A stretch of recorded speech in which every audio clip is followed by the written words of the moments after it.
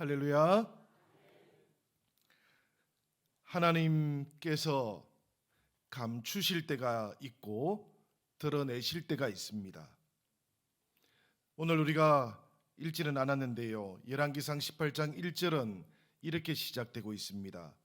많은 날이 지나고 제3년에 여호와의 말씀이 엘리야에게 임하여 이르시되 너는 가서 아합에게 보이라. 하나님께서 이제 엘리야를 드러내실 때가 된 것입니다. 사랑하는 여러분, 우리가 성경을 통해서 보면, 아니 우리들의 인생을 통해서 보아도 그렇습니다. 하나님께서 때를 정하십니다. 사람은 그 하나님의 때를 측량할 수도 측정할 수도 없습니다. 바로 그렇기 때문에 사람은 하나님의 인도함을 받아야 하는 존재입니다. 엘리야는 하나님의 때를 따라 움직였던 사람이지요. 하나님께서 숨으라고 하시니까 숨어야 할 때이구나 생각해서 멈추었습니다. 하나님이 드러내라 하시니까 이제 드러낼 때이구나 생각해서 엘리야는 아합이라고 할지라도 자신을 드러내었습니다. 엘리야는 상황을 보고 판단을 하지 않았습니다. 그릿이라고 하는 그 계곡에 하나님께서 숨어 있으라 말씀하셨을 때 그곳이 아직 이세벨에게서 멀리 떨어져 있지 않아서 위험해 보였는데도 엘리야는 그릿 시냇가에 머물고 있었습니다. 또 그런가 하면 사르밧이라는 곳으로 가라 할 때 이 사르밧이 이세벨의 아버지 시돈왕 벳바알이 다스리는 땅이라서 그곳에 가기 싫었을 수도 있었겠습니다. 그러나 하나님께서 가라 하시니 즉시 그곳으로 갔다고 성경은 우리에게 알려주고 있어요. 하나님보다 앞서지 않았습니다. 엘리야는 하나님의 때보다 앞서 나가지 않았던 사람입니다. 사랑하는 여러분, 우리도 그러합니다. 우리도 하나님보다 앞서 나가지 않는 사람들이지요. 그러나 동시에 우리들은 하나님께서 가라 하시면 또 그곳이 비록 아합 왕 앞이라고 할지라도 가야 하는 사람들이기도 합니다. 사랑하는 여러분, 우리가 이 하나님의 음성을 듣고 하나님보다 앞서 나가지만 않는다면 하나님께서 엘리야를 보살펴 주셨던 것처럼 2020년에 우리들 모두를 보살펴 주실 줄로 믿습니다. 우리가 기도하는 동안, 우리가 묵상하는 동안 영이신 하나님께서 성령의 뜻과 성령의 계획을 깨닫게 해 주실 줄로 믿습니다. 우리 삶 가운데 찾아와 주실 겁니다. 사랑하는 여러분, 그때마다 성령의 뜻보다 앞서 나가지 않기를 바랍니다. 성령의 때보다 앞서지 않으시기를 바랍니다. 그래야 성령의 인도함을 받게 될 줄로 믿습니다. 엘리야가 하나님보다 앞서 나가지 않았고, 엘리야가 하나님께서 이제는 때가 되었다라고 말씀할 때에 그곳이 아합 왕 앞이라고 할지라도 담대하게 나아갔던 그 길이, 그 믿음의 방식이 바로 하늘을 여는 길이었습니다.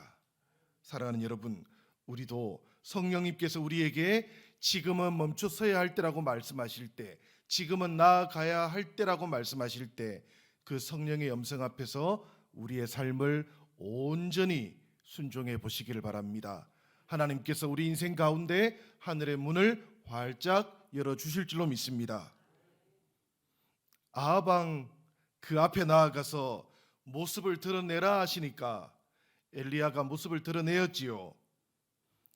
그랬더니만 아합이 엘리야에게 뭐라고 하는가 하면 이 이스라엘을 괴롭히는 자여라고 그렇게 불렀습니다. 엘리야는 그 까닭을 잘 알고 있어요. 왜냐하면 이미 아합 앞에 가서 하나님께서 내가 말하지 않으면 비를 내리지 않을 것이다 라고 선포한 적이 있었기 때문입니다.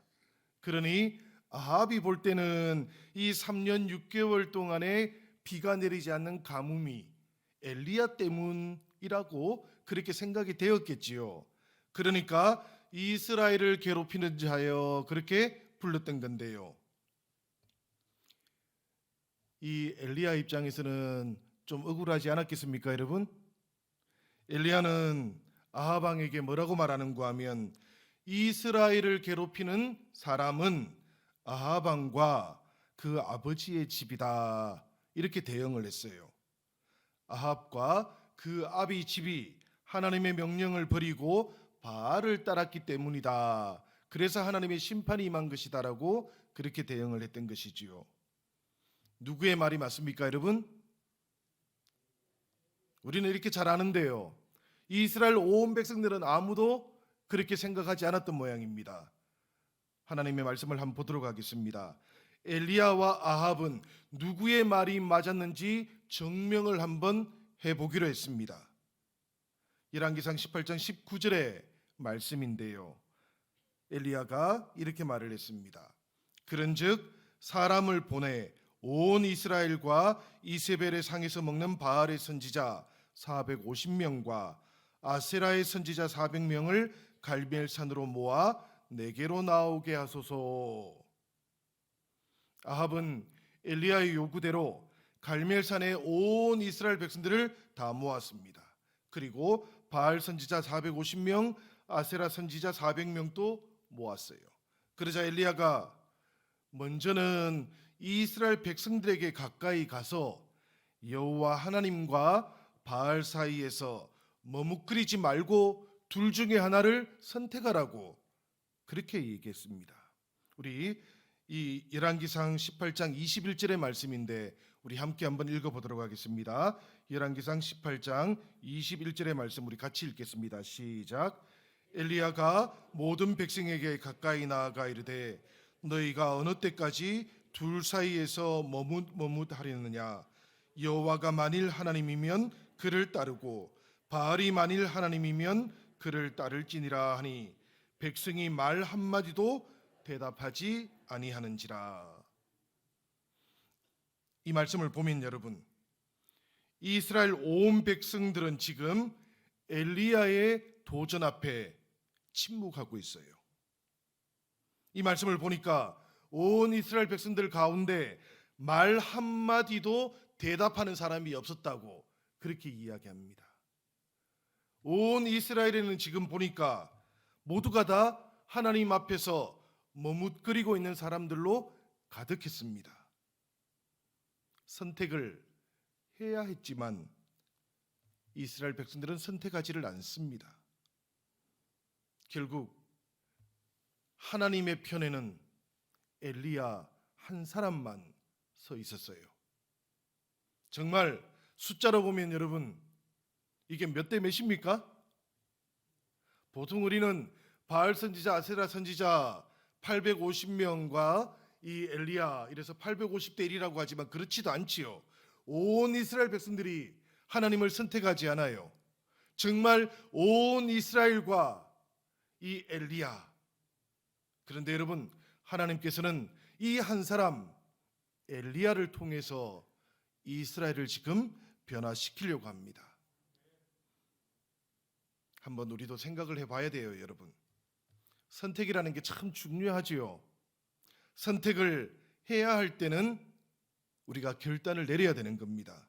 하나님을 선택할 것인지 바알을 선택할 것인지 우리도 결정을 해야만 합니다. 하나님 앞에서는 중간지대라는 것은 없기 때문에 그래요. 요즘 이 시대를 보면 저는 그런 생각이 많이 듭니다. 하나님께서 진짜만 남겨놓으실 때가 오고 있는 것이 아닌가. 저희 어릴 때에는 교회가 사람으로 가득했습니다. 그죠? 우리 한국교회도 사람으로 가득한 때가 있었지요. 그런데 점점 더 이제 교회가 비어가는 시대가 오고 있지 않습니까? 어쩌면 하나님께서 지금 믿음의 사람을 찾고 있다 이런 생각이 듭니다. 이제 하나님 앞에서 믿음으로 나아가는 사람만 교회에 예배의 자리에 남아 있게 될 것이기 때문에 그렇습니다.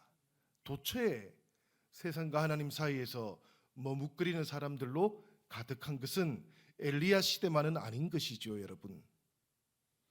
오직 나와 내 집은 여호와를 섬기겠노라 이렇게 선언했던 요수아처럼 여호와를 하나님으로 따르고 순종하는 우리 영신교회가 되기를 주님의 이름으로 축원합니다.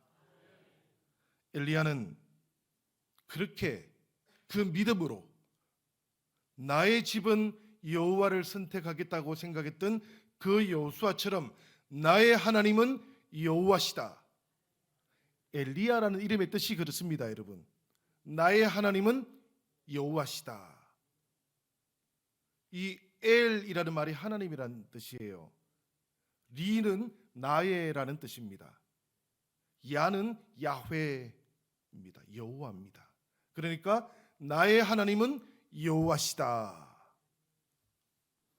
바로 이 신앙 고백으로 엘리야는 하나님께 헌신되어 있던 사람이었어요. 우리도 2020년 우리 믿음의 길을 걸어가는 동안 나의 하나님은 여호와십니다라고 그렇게 고백하는 성도들이 되기를 바랍니다. 엘리야가 백성들에게 송아지 둘을 가져오라 했어요. 하나는 바알 선지자에게, 그리고 하나는 자신이 맡았습니다. 그리고는 희생물로 들여서 나무에 올려놓았어요.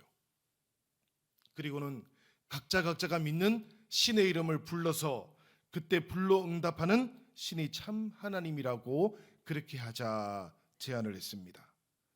바알 선지자에게 먼저 기회를 주었습니다.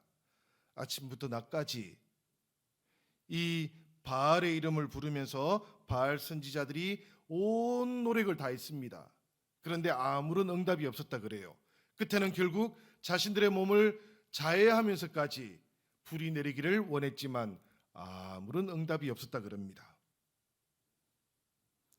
응답이 없고 반응이 없었던 것, 여러분, 이것은 이 바알 선지자들에게 헌신이 없었기 때문은 아니에요. 그지요? 이들도 나를 꼭박 세우면서 자신들이 믿는 신 앞에서 헌신된 모습을 보였습니다. 그러나 응답이 없었어요. 헌신의 대상이 문제가 있었기 때문입니다. 우리는 누구에게 헌신하고 있습니까? 저와 여러분들은 오직 살아계신 하나님께 헌신되어 있기를 바랍니다. 돈이나 힘이나 세상적인 성공에 헌신되어 있지 않으시기를 바랍니다. 가족이 중요하고 자녀도 중요하지요, 여러분. 이 중요한 가족과 자녀를 하나님과 경쟁시키시지 않으시기를 바랍니다.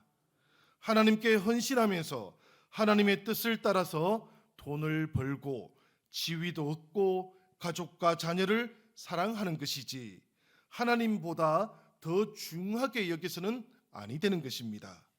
하나님과 경쟁시킬 수 없는 것을 경쟁하는 자리에 올려놓는 것은 우리가 무엇인가를 착각했기 때문에 그런 겁니다, 여러분. 처음부터 경쟁을 시킬 수 없는 것입니다. 나쁜 습관에서 비롯된 것이기도 할 겁니다. 우리는 오직 살아계신 여호와 하나님께만 헌신되어 있기를 바랍니다. 하나님께 온전히 헌신된 삶을 2020년에 한번 살아가 보시기를 바랍니다.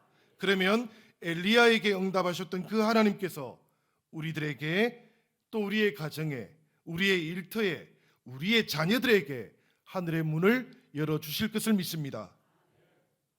엘리야가 온 백성들, 이스라엘 모든 백성들이 보는 앞에서 무엇을 했습니까, 여러분? 이제 엘리야의 순서가 되었어요. 엘리야가 그 송아지 희생물이 있는 그 앞에서 곧바로 기도를 한 것이 아닙니다. 성경의 말씀을 보니까 온 이스라엘 백성들이 보는 앞에서 엘리야는 여호와의 제단을 수축했다고 합니다.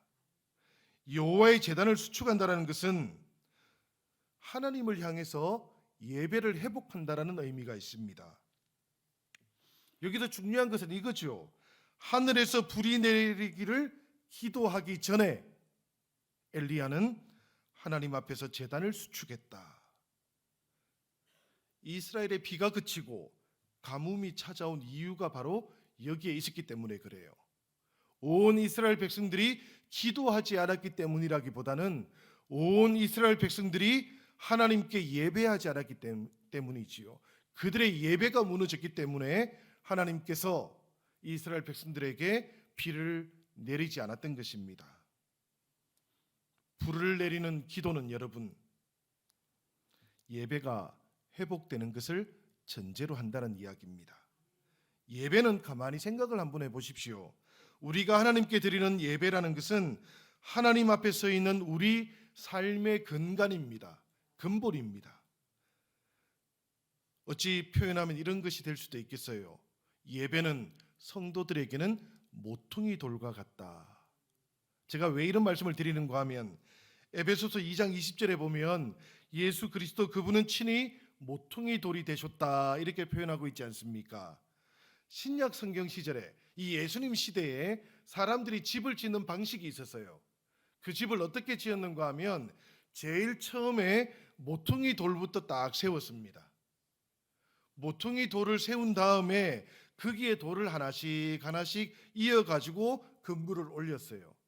그러니까 이 모퉁이 돌이 빠져버리면 집이 어떻게 되겠습니까? 완전히 무너져 앉게 되는 것이지요.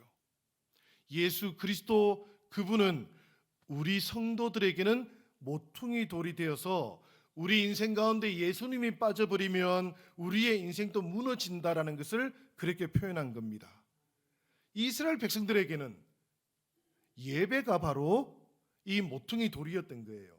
하나님께 나아가는 모퉁이 돌, 그것이 바로 예배였던 겁니다. 그런데 그 예배가 빠져버리서니까 이스라엘 백성들의 삶이 송두리째로 무너져 내려앉았던 것이지요. 그래서 엘리야는 지금 하나님께서 다시 이스라엘 백성들 안에 세워지기 위해서는 그들 속에 모퉁이 돌이 다시 회복되어져야 된다고 그렇게 생각을 했던 겁니다. 그래서 무엇보다도 먼저 회복되어져야 하는 것은 그들 안에 예배가 새로워져야 된다. 하나님을 향한 제사가 새로워져야 된다. 여호와의 제단이 다시 수축되어져야 된다고 그렇게 믿었던 겁니다. 사랑하는 여러분, 우리도 우리 인생 가운데 예배가 잘 회복되어지기를 바랍니다. 2020년 이 한 해를 살아가면 때로는 우리의 예배가 위태로울 때가 찾아올지도 몰라요. 지금 이 새벽을 지키시는 여러분들의 예배가 하나님께서 보시기에는 너무나 기쁘고 아름다운 것이지만, 그러나 때때로 성도의 삶 가운데에는 예배가 위태롭게 될 때가 찾아올 수도 있습니다. 사랑하는 여러분, 우리들의 예배를 온전하게 세워나갈 수 있기를 바랍니다. 하나님께서 우리의 예배가 수축되어질 때, 우리의 예배가 하나님 앞에서 온전하게 세워져 갈 때, 그때 하나님께서는 이스라엘 백성들의 마음을 돌이키셨던 것처럼 우리들의 삶도 돌이켜 주실 줄로 믿습니다. 무너진 여호와의 제단을 수축했던 엘리야가 저녁 소제를 드릴 때에 하나님께 이렇게 기도했다고 합니다. 여호와 하나님이 이스라엘의 하나님이신 것을 알게 하여 주옵소서. 하나님의 말씀대로 이 모든 일을 행한 것을 알게 하여 주십시오. 이스라엘 백성의 마음을 돌이키시는 분이 하나님이시라는 것을 알게 하여 주십시오. 엘리야가 이렇게 기도하는 동안에 성경의 말씀을 보니까 여러분 오래 걸리지도 않아요. 엘리야가 하나님을 향해서 예배를 새롭게 하고 간절한 마음으로 이렇게 기도하니까 여호와께서 하늘의 문을 여시고 불로 응답해 주셨다라고 성경은 우리에게 그렇게 말합니다. 하나님의 불이 번제물을 태웠고 나무와 돌과 흙을 태웠고 도랑의 물을 다 마르게 했다고 그렇게 말을 합니다. 우리는 기억을 해보시기 바랍니다.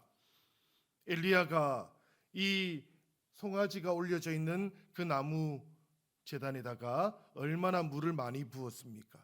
통 4통을 3번에 걸쳐서 부었으니까 12통이나 부었지 않습니까? 그 물이 흘러서 도랑을 가득 채웠다고 하는데, 그러나 여호와의 불이 내려와서 그곳을 다 마르게 할 만큼 충만하게 그곳에 여호와의 임재하심이 임하였다고 성경은 우리에게 전하고 있어요.